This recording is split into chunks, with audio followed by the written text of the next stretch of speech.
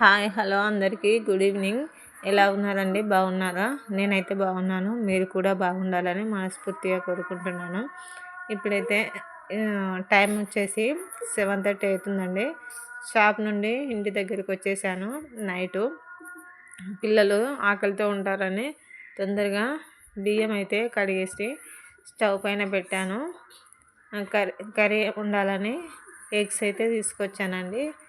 Eggs మిషన్లో పెట్టడానికి అయితే చూడండి, మిషన్లో పెట్టాను కరెంటు దాని మీద. ఫ్రెండ్స్, మీ దానిలో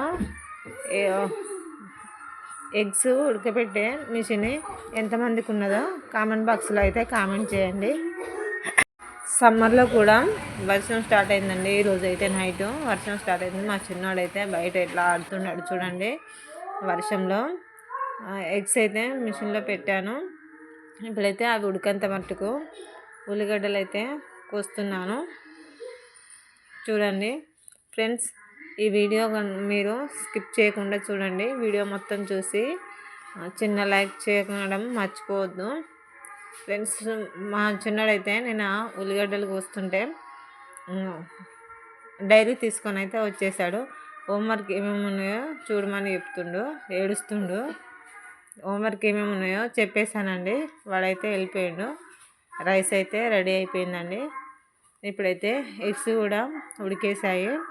చూడండి, ఆఫ్ చేసుకొని అయితే ఎగ్స్ హాల్లో పెట్టేశాను ఫ్యాన్ కింద. అప్పటి వరకు అయితే చల్లారుతాయని ఇంతకుముందు కట్ చేసిన ఉల్లిపాయలు అయితే తీసుకొచ్చాను. చూడండి, కర్రీ అయితే చేసేస్తున్నాను.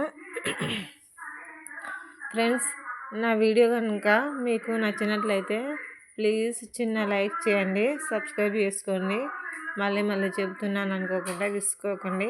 కామెంట్ బాక్స్లో అయితే కామెంట్ చేయండి. చూడండి, కర్రీ అయితే ప్రిపేర్ చేశాను. ఎందుకంటే కర్రీలో అయితే ఎగ్స్ కర్రీ కదండి, అందులో టమాటాలు అయితే వేస్తలేను. మా ఆయనకైతే చింతపండు రసం అయితే బాగుంటుందని మా ఆయన అయితే ఇలాగే చేయమంటాడు. కాబట్టి చింతపండు నానేసి ఆనియన్స్లో అయితే పోపు వేసిన తర్వాత చింతపండు రసము పోసేసాను. చూడండి, ఇలా అయితే మా ఆయనకి ఎక్కువ నచ్చుతుంది. ఫ్రెండ్స్, చింతపండుతో ఎగ్ కర్రీ ఎంతమంది తింటారో కామెంట్ బాక్స్లో అయితే కామెంట్ చేయండి. ఇలా కర్రీస్ మీరు ఎలా ఇష్టపడతారో కామెంట్ బాక్స్లో అయితే కామెంట్ చేయండి. చూడండి, చింతపండు రసం అయితే పోసేసాను. అది ఉడికేంత మట్టుకైతే చల్లారినాయండి. హాల్లో పెట్టిన ఎగ్స్ అయితే ఫ్యాన్ కింద పెట్టేశాను. పొట్టు అయితే తీసేసి ఎగ్స్ అయితే తీసుకొని వచ్చేసానండి. కర్రీలో అయితే చిన్నగా కట్ చేసేసాను. ఒక్కొక్కటే వేస్తే తొందరగా ఉడగొట్టి మళ్ళీ నాకు ఎగ్ కావాలని ఏడుస్తారు మా పిల్లలు. కాబట్టి అవి చిన్నగా కట్ చేశాను. చూడండి ఫ్రెండ్స్, మీరు ఎగ్ కర్రీ ఎలా ప్రిపేర్ చేస్తారో కామెంట్ బాక్స్లో అయితే కామెంట్ చేయండి. నా ఎగ్ కర్రీ అయితే మీకు నచ్చినట్లయితే చిన్న లైక్ చేయండి, షేర్ చేయండి, సబ్స్క్రైబ్ చేసుకోండి. కామెంట్ మాత్రం పెట్టకుండా మర్చిపోవద్దు.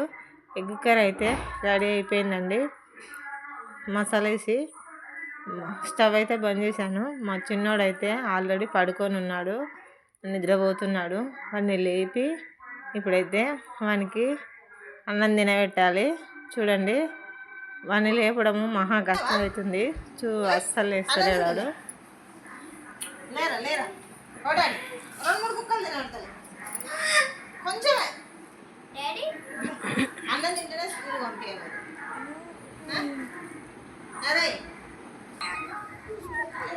హోంవర్క్ అయితే కొంచెం రాశాడు, అలాగే వండుకొని ఉన్నాడు.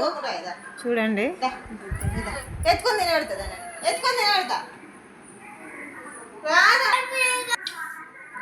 వాడిని బలవంతంగానైతే లేపుకొని అయితే తీసుకొని వచ్చేసాను. కొద్దిగా అన్నం అయితే పెట్టేశానండి. వాడు నిద్రలోనే ఉన్నాడు. చూడండి, పెట్టి వానికైతే 2-3 ముద్దలైనా అన్నం తినబెట్టాలి నైట్ టైంలో. ఎలాగైతేనే మా చిన్నని అయితే లేపుకొచ్చి వానికైతే 2-3 ముద్దలు అయితే అన్నం కలిపి పెట్టాను. ఫ్రెండ్స్, ఈ వీడియో కనుక మీకు నచ్చినట్లయితే చిన్న లైక్ చేసి షేర్ చేయండి, సబ్స్క్రైబ్ చేసుకోండి, కామెంట్ బాక్స్లో కామెంట్ అయితే పెట్టండి. ఓకేనా ఫ్రెండ్స్? ఈ వీడియో మీరు స్కిప్ చేయకుండా చూడండి ఫ్రెండ్స్. ఓకేనా? సపోర్ట్ చేయండి. Bye friends.